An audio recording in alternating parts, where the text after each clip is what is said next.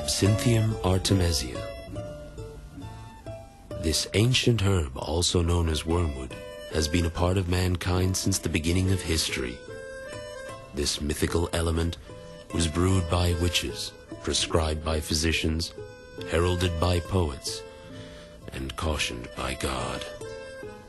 The third angel sounded his trumpet, and a great star, blazing like a torch, fell from the sky on a third of the rivers and on the springs of water.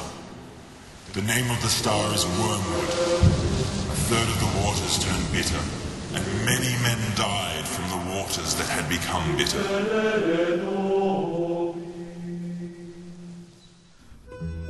This prolific herb was incorporated by witches, shaman, and primeval healers for its magical properties into incantations and potion making. Later, it would become highly prized for its medicinal qualities by physicians throughout history.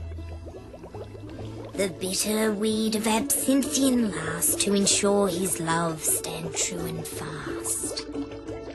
Now remember, my dear, he must drink it thrice before the new moon. But such a powerful ingredient could not be left in the hands of false prophets. And in 1484, Pope Innocent VIII acted with a papal decree against witchcraft and heretics as his first order of business. It has recently come to our ears, not without great pain, that in some parts of Upper Germany, many persons of both sexes, forsaking the Catholic faith, give themselves over to devils, nay, exercise against all persons of whatsoever condition and rank the said office of imposition, correcting, imprisoning, punishing, and chastising. As the Crusades swept through Europe, the Church instructed alchemists and monks to harness wormwood's power. Almost all magical knowledge of this mystical herb was driven to extinction, but its destiny could not be thwarted.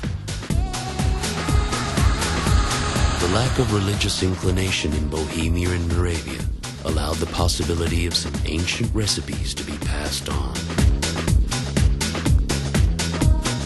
Some of the surviving recipes with wormwood made their way to Prostijok in Bohemia, where there was a small distillery known as the House by the Green Tree.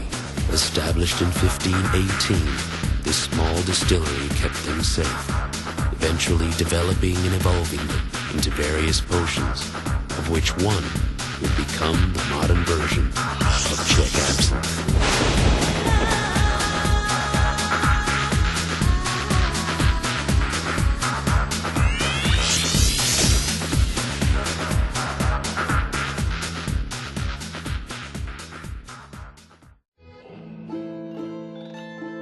Absinthe has a very colourful past that includes witchcraft, popes, alchemists, and the bohemian artist movement. Now, throughout that past, there have been many ways to consume this, at times, illicit potion. What I'm about to demonstrate now is what is known as the traditional serve, or method. And this is how it goes. First, we take a nice deep glass. Then we use a perforated spatula known as an absinthe spoon. Place that on top. Then we take a sugar cube and put that on top of the spoon. Now we'll pour a shot of either Green Fairy, Darbel or Corona, making sure that the sugar cube is well saturated.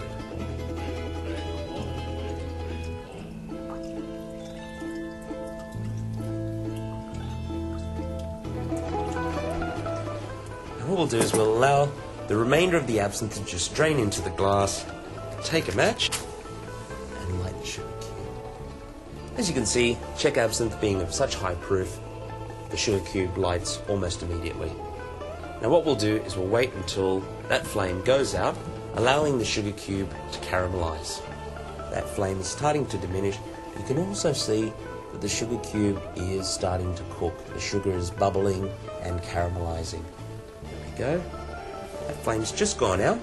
So now what you can do is just grab yourself a carafe or jug of some water and slowly drizzle that on top of the sugar cube in order to dissolve it.